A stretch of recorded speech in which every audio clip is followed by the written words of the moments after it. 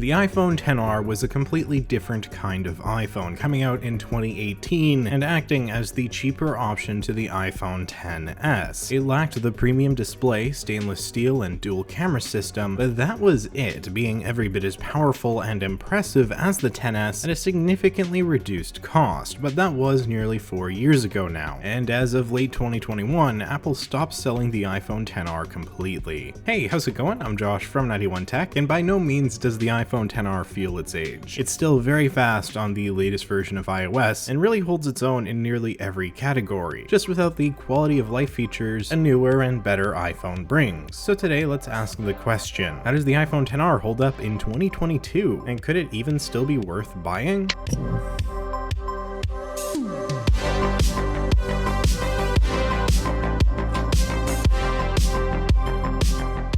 Some of you might be wondering why I would even ask if the XR is still worth buying, given Apple doesn't sell it anymore, and the simple answer is that while it's difficult to still find it brand new, there's a massive abundance of XRs on the used market, and the pricing is surprisingly reasonable. We're going to be looking at that secondhand market shortly, and I'll have timestamps in the description below if you'd like to skip ahead to the more hardware-focused parts of the video. To start things off, however, I do want to take a quick moment to speak to those of you who are currently using an iPhone XR, possibly even to watch this video, and are starting to wonder if you should maybe upgrade. Ultimately, that's going to be up to you, and if your XR is starting to feel the age, then maybe it would be a good time to move on to an iPhone 13 or something to that extent. The link to my iPhone buying guide for 2022 is in the description if you're curious. But the XR is still a very solid phone, being capable of anything the newest iPhones are, at least when it comes to the core iOS experience. The phone is fast, the camera is solid, and the battery life from most I've talked to seems to be still pretty darn good. All of this will vary, of course, user to user, especially battery life, and if you are having troubles, you can always look into getting Apple to replace it if it used to perform much better. The XR should get at least 2 to 3 more major iOS versions, so if you're not ready to upgrade yet, or perhaps we're waiting for the next iPhone, I would definitely encourage that. You should be okay. For those of you considering buying an iPhone XR, I will say that going to the used market always has its risks, even if it saves you some cash. You should probably want to know the battery health before you purchase a phone, and you can find that out by going to settings, battery health, and there you'll be given a percentage. If you're buying it, you want it to be in the upper 80s ideally, or higher. I mean, higher is always better, as on average you can drop up to 10% a year, and once you're right about at 80%, there's a good chance you'll start experiencing some issues. Apple does replace the batteries for $70 out of warranty, which isn't too bad, and keep in mind that this is something that probably will need done eventually, as every smartphone's battery degrades over time, not just iPhones. And at the end of the day, when it comes to actual life and lasting the day, the XR seems to be pretty darn solid in this department from my own experience as well as that of those I'm close to that own this phone. If buying used or refurbished isn't so appealing to you, the iPhone 11 is going to be the phone to go for, with Apple selling it for $500. This is a pretty good price for a really good phone. Naturally, the link to my review on it will be in the description. The 11 is essentially a XR on the outside, but with upgraded tech specs, and the camera is significantly better, bringing an ultra-wide sensor as well as the ability to take night photos and just stronger photos overall. The selfie camera's improved as well. It's a phone that's worth going up to if you're able to buy new, but the XR is still a very solid option if you're okay with looking for a deal locally or online on a site like eBay. So let's go to ebay.com here, where we can find the iPhone XR hovering around $250 or so American, $250 to $300 on average, sometimes more, sometimes less. That's honestly a really good price, especially considering the other options on the used market around the same range. The iPhone 11 seems to be often well over $350 from what I found, which isn't too bad, but once you're approaching that $400 mark, you might as well just spend the extra $100 to buy the iPhone 11 brand new, ensuring a perfect battery and none of the potential flaws that come with a used smartphone. But half of the price of a new iPhone 11 for a used or refurbished XR is very reasonable. It's certainly not only half the phone, and that price I think is really helped by just how many of these phones are out there. The XR had sold ridiculously well, so naturally there's still a ton of them on eBay at any time, making it more likely for you to be able to find a deal. And if you look around a bit, who knows, maybe you'll find that just perfect smartphone. As a side note here, if the display of your phone is very important to you and you want more than just a screen that's good enough, the iPhone XR and the 11 by extension just are not the phones for you. The screens on here, in my opinion, are definitely fine and perfectly good enough for the average person, but it's also totally fair to want more than that, and if you do, I would be looking elsewhere. They're not as vibrant, they're not as crispy as some of the better iPhones or many any of the OLED options on Android competitors. So to summarize the beginning portion of this review, if you have an iPhone XR right now, I definitely am not saying that you shouldn't upgrade if you want to, but I also don't think it's necessary as it has a long life ahead of it and a battery replacement through Apple is always an option. If you want to buy the XR, the used market is certainly worth turning to, or the $500 iPhone 11 from Apple isn't a bad idea either, and keep in mind that $500, that's buying it off contract without like a plan. Through your carrier, it might actually cost quite a bit less than that up front. So with all the context out of the way, let's take a step back here and take a look at the iPhone XR as it stands in 2022, starting with the design and then looking at the camera, technical performance, and viability moving forward. The iPhone XR impressed me in 2018, as it was essentially the second coming of the 2013 iPhone 5C, but this time done right. It brought for the first time in a half-decade a wide array of bright colors to the iPhone line, and those colors really made the XR stand out, making it both appealing to its users, but also showing it wasn't the most premium iPhone Apple sold. We have yellow, coral, red, black, blue, and white, a healthy amount of options, and both the coral and blue are completely unique, with no other iPhone reusing the color. The next year's iPhone 11 did have yellow and red, but replaced the coral and blue with purple and green. I've always preferred the XR's options myself, especially with that gorgeous coral, that in the right light is just this oh so stunning orange, although most of the time it does look a bit more salmony, and honestly all these phones just look great. It was nice to see Apple finally pull this off correctly after the 5C was such a disaster. The 5C's issue was that it was plastic, a material seen as cheap by Apple's customers after years of glass and aluminum, but the XR didn't look or feel cheap, still having the glass back just like the XS, along with aluminum sides instead of stainless steel, a subtle, unimportant way of distinguishing the phones, and I think Apple really just did the XR right from a design aspect. I love this thing. The glass is of course going to be fragile, so a case is always a good idea, but it's here to accommodate for wireless charging, and along with that the phone is fast charging capable, assuming you have the compatible chargers, and we do get some basic water resistance here, so you should be okay if you drop the phone into the sink or the toilet, but I mean, you would never use your phone anywhere near a toilet. That would be gross, right?